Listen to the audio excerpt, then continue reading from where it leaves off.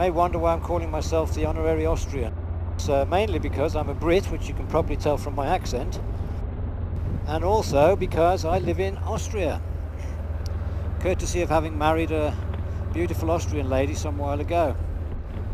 And I've had a big career change in recent years, and I've decided I'm going to spend the next couple of years kind of touring around Upper Austria and Italy and the Dolomites and so on a motorbike. Kind of a new adventure for me, and a little bit of a, I'm going to make this into a channel, and the progression is going to be showing obviously some nice rides in some of the best parts of the world, but also it'll kind of document my own progression as a rider, because I'm relatively new to this, having only passed my direct access scheme in UK last year. So I'm going to be a little bit, not so perfect at both the blogging and the biking, I imagine. Anyway, as you've probably noticed, you joined me here on my first vlog, but it's not in Austria, and that's because in Austria at the moment it's January, it's snowy, and it's ski season, and it's not really great for biking.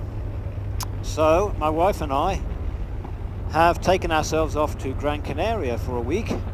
Hired a couple of 500cc Hondas, CBX 500s, and we're exploring the amazing scenery of Gran Canaria, which I'm sure you know is like a little volcanic pebble, which was a volcano millions of years ago, that's now been, it's off the coast of Morocco, and it's now been eroded for millennia into incredible canyons, and they've got these amazing roads which I can only presume were paid for by the EC, because they all look like they were paved last week. Quite incredible quality on the roads, which is fantastic for a newbie like me learning to ride some curves. So enjoy. I'm not sure what else I'm going to be saying on this. I think my skills as a vlogger may be put to the test, as I'm not normally somebody who spends all day talking. So yeah. Lots of cyclists here, as you will have noticed. My wife's following me behind, and we've got comms on, so you can say hi, Liz. Hi. Hi.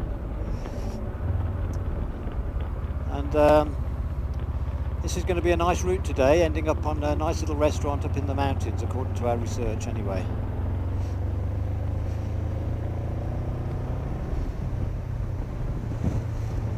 Quite a lot of traffic today. Yeah, a lot of bike traffic as well. I suppose it's early morning, they're coming up in the cool, so they can come down before it, before it gets too hot. They ride up, and then they can come down in the warmer weather, the higher temperatures, put it that way.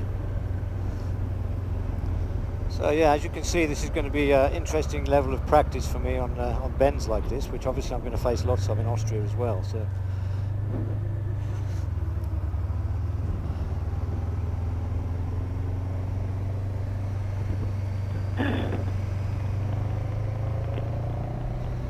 Visibility is really good here though, so normally you can look a long way around the curve and see what's coming.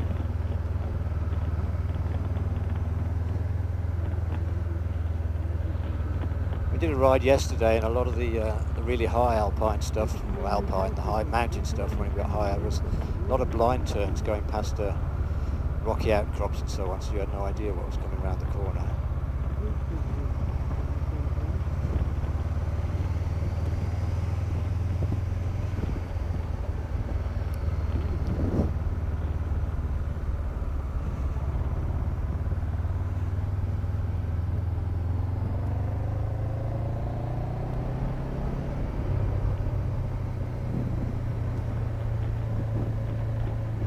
Yeah, there is a lot more traffic today than we noticed yesterday. Probably a popular route. There's a kind of an Aboriginal centre up here, like a museum on the left, we're going to go past in a bit, so that may be the source of some of the traffic.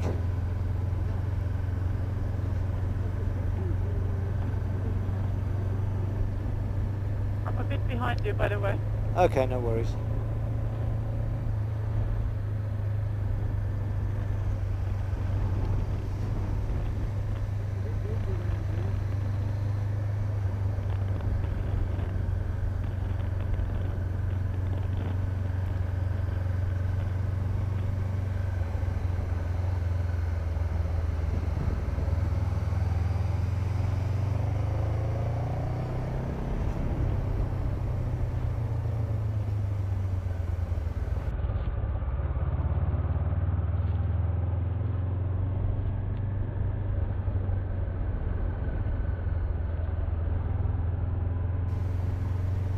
There you go, Mundo Aborigene.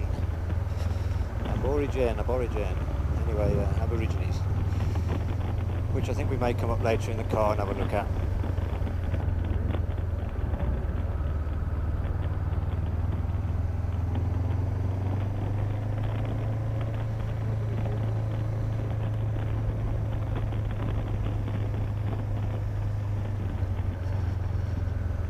Ah, there's an Aborigine on the left there. He's lasted well.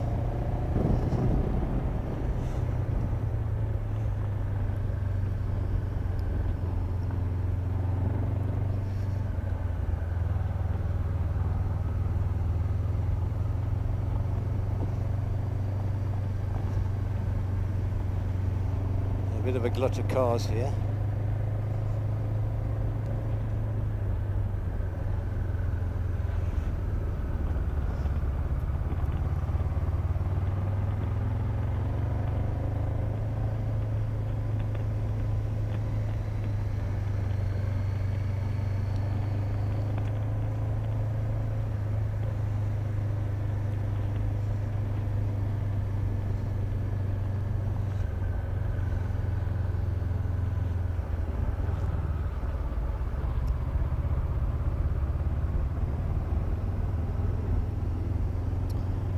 Nice little switch back there, not too tight.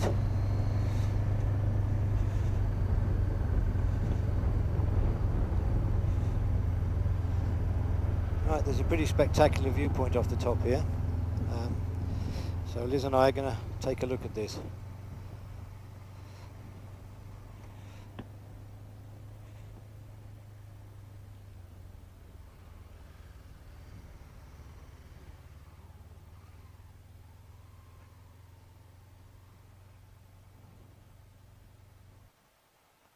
Look at that. Bloody amazing.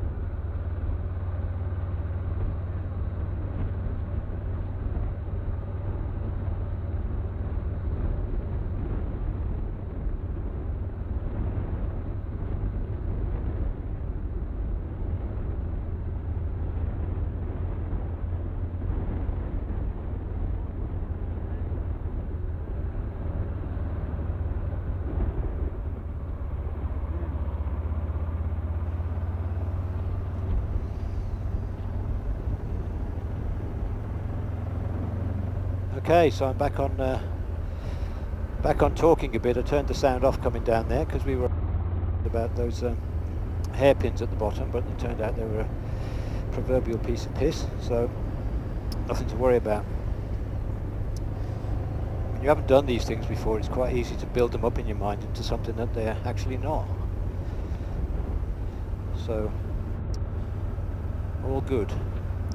Look at the quality of the roads here. This is tarmac paid for by the EU, I'm guessing. It's unbelievable. It's like a racetrack. I've got friends in Austria who would come out here and race this, I think, but I'm certainly not one of them. And I don't ever intend to be, even though some of them I think would like me to be.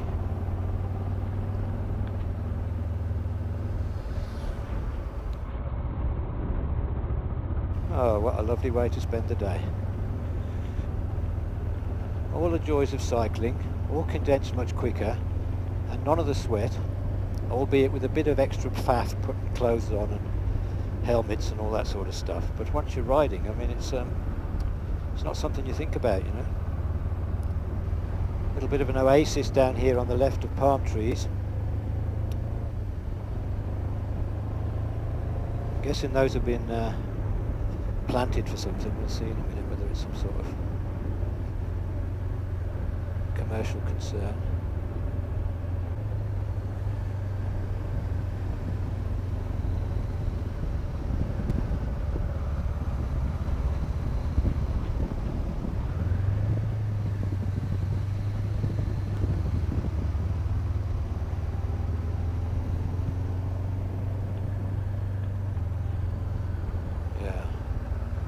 Oh look, it's a camel park. There you go.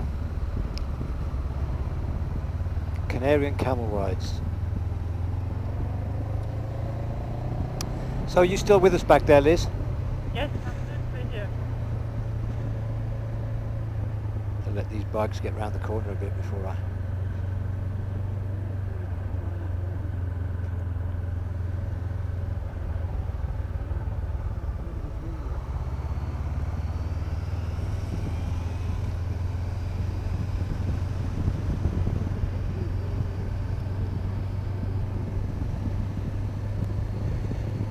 So here's another entrance to the Camel Safari Park, Labaranda. Well, I don't think we'll be partaking of that. I'd rather ride this steed, I think. Look at those clouds clinging. I don't know whether you can see that on the GoPro, but there's clouds clinging to the jagged mountains over in the distance, which is amazing. Eco Aloe Vera.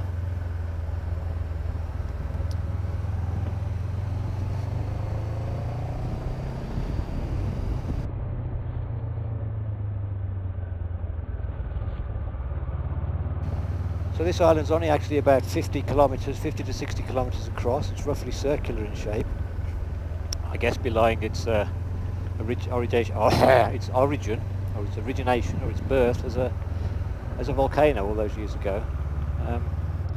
But having said that, it's only 50 kilometres across. It's got, because of all these winding roads, it's got so many miles and kilometres of amazing motorbiking roads. And biking roads. And obviously biking roads if you're still somebody who wants to stay super fit. I used to do some of that biking, and not road biking but mountain biking, but I always found it a bit of a slog really. This is a lot more kind of enjoyable. And as I'm an old codger now, I think I can indulge myself.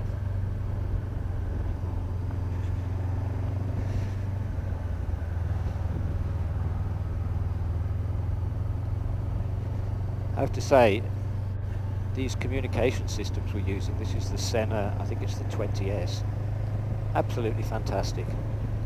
I mean, I wouldn't want to do this ride without them now, because it's so nice to be able to talk to whoever you're riding with. You only lose communication if you're going behind a mountain. Yeah, you go behind a mountain, as Liz just said, and I guess there's a certain amount of line of sightness to the capability, but they have quite a range.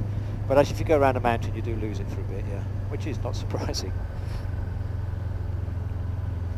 But well worth the money, because they're not cheap. I mean, they're quite expensive, but amazingly good quality sound. Because, I mean, when we learned, we used to have one of those kind of in-helmet ear things you'd stick in until the instructor could talk to you. But the quality of that was just dismal in comparison to this, which is like crystal clear. I've got my visor open at the moment, so you're probably getting a bit more wind noise than usual, but hey ho, all part of the atmosphere.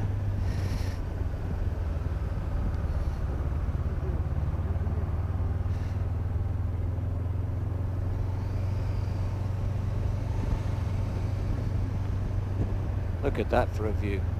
Blue skies, amazing. It's just like somebody's let you drive down into the Grand Canyon. I guess in reality the Grand Canyon, well, I have seen it, is massively different to this, but the kind of impression is very similar. It's quite spectacular.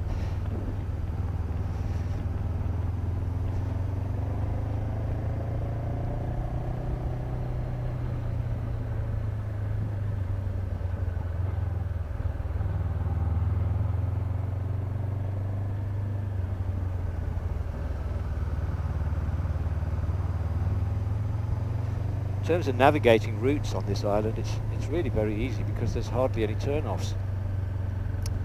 So, you know, you're on one road or you're on another, and then the chance to change your route off that road, apart from turning around and going back the way you've just come, involves going for a hell of a long time until there's a turning. So it's only those turning points that you need to kind of log. So I don't really need my sat-nav on this. I've only plugged it on because I'm just trying to test out how well it works. And so far it's very good. Interesting how the vegetation changes as well. Oh yeah, I mean later on we're hopefully we're going to be going up into some pine forest areas as we get higher, and on different sides of the island obviously you've got the arid side, which is where the tourists go because it's sunny, and you've got the more lush side, which is where the rainfall is, and that's the same on all these Canarian islands, in fact on most islands.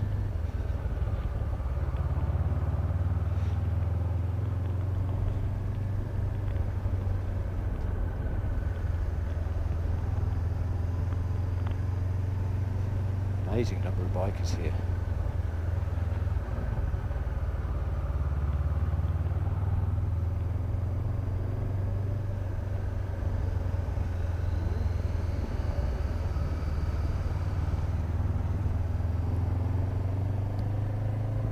Here we got a bit of bougainvillea and cacti, getting less and less kind of barren as we go along.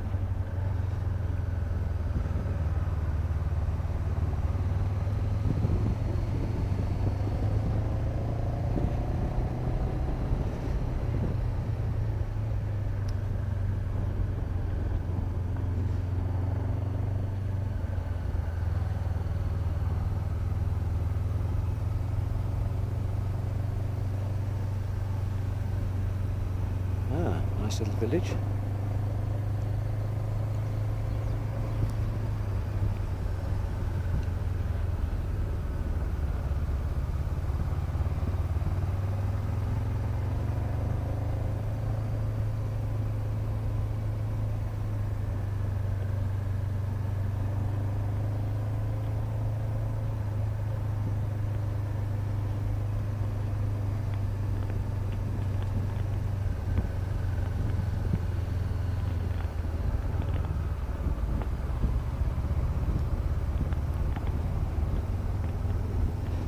These bikes are pretty ideal for this sort of riding because the gearing is such that you can pretty well stay in third the whole time.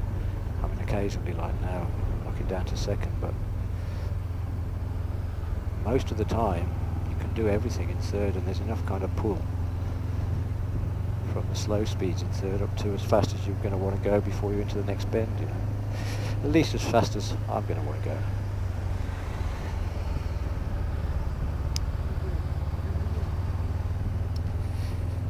Really very pleased with the results we've had on the weather here because the forecasts weren't that great.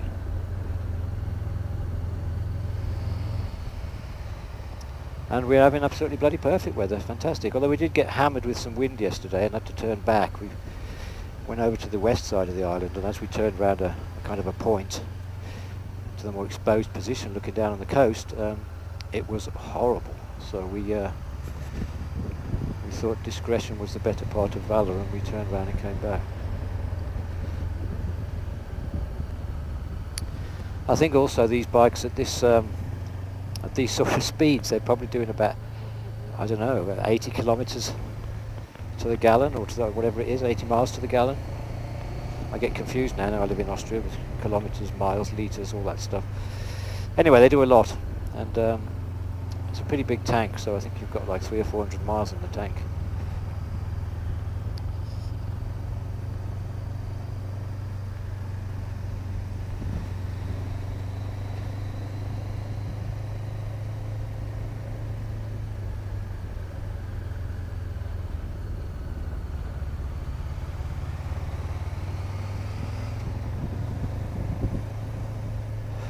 I could do with a gear indicator though, because sometimes I do lose track of what I'm in, but I suppose it doesn't really matter because you can feel it anyway if it's right or wrong.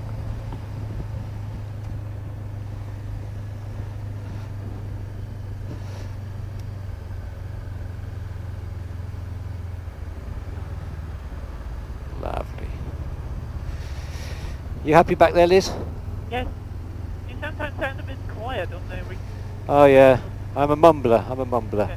But I think I can pull that out in the edit, as they say. Okay. Or disregard all of my talk because it's a load of twaddle. Here we go, bar, restaurant, grill, hotel, piscina, but we're not going here. We are going a bisschen weiter, a little bit further.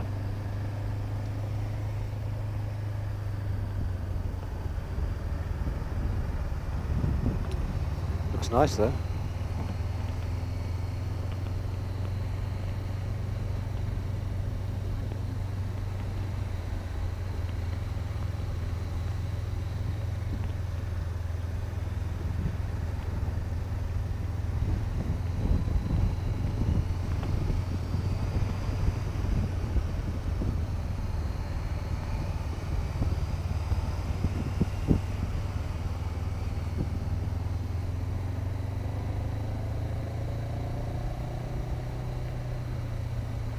Some pebbles on the road there, Liz, careful. Yeah.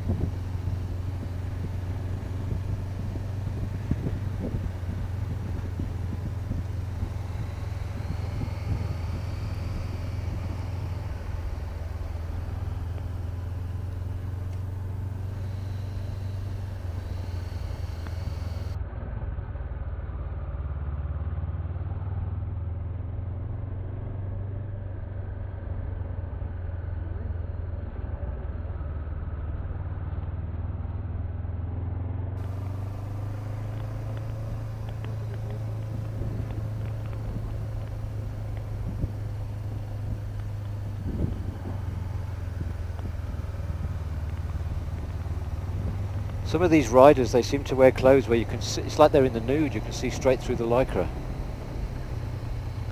And it's not very, I guess if it's the right sex and the right age it could be very attractive, but normally it's not. Puts you off your lunch.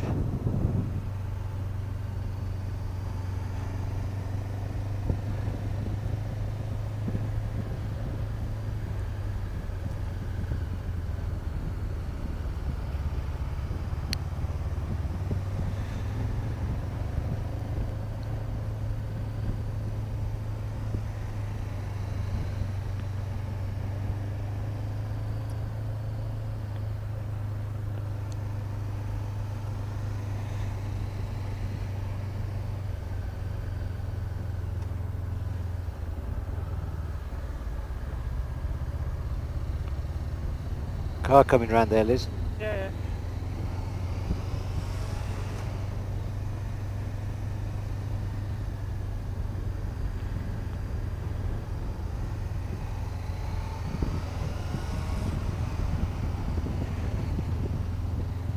Well, we seem to find a good spot because there's no cars behind us. Yeah.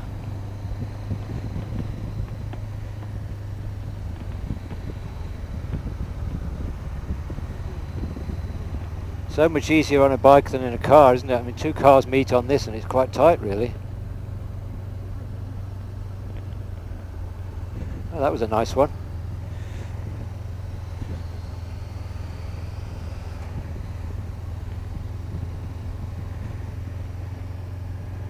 Here we go, we're getting some semblance of pine trees here. I don't think it's our plan today to go to the area where it's all really pine tree, like a forest, but at least we're seeing kind of hints of it here.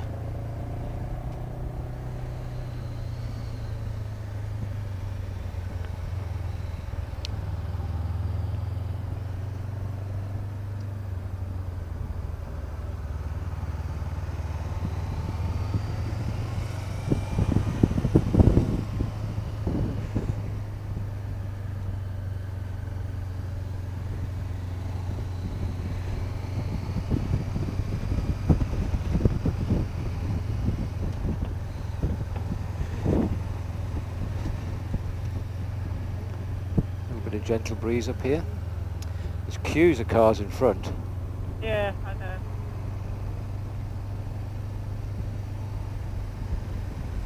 The coach on the top as well. The car coming the other way now. Yeah.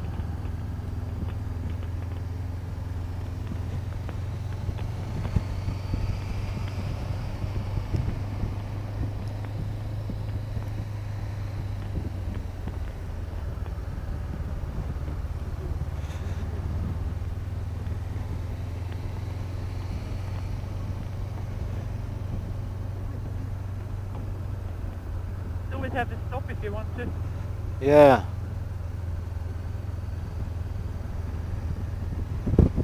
Well, let's see what comes up.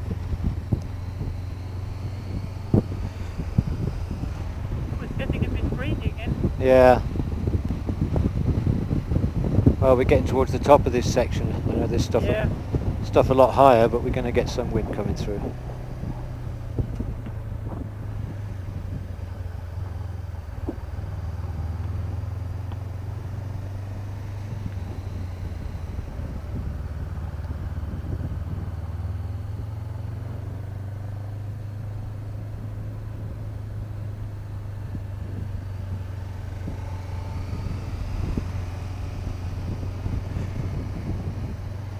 Oh, look, I'm in Scandinavia.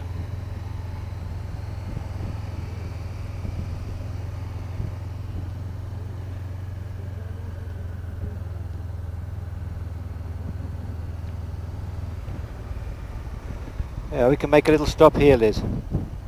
Okay.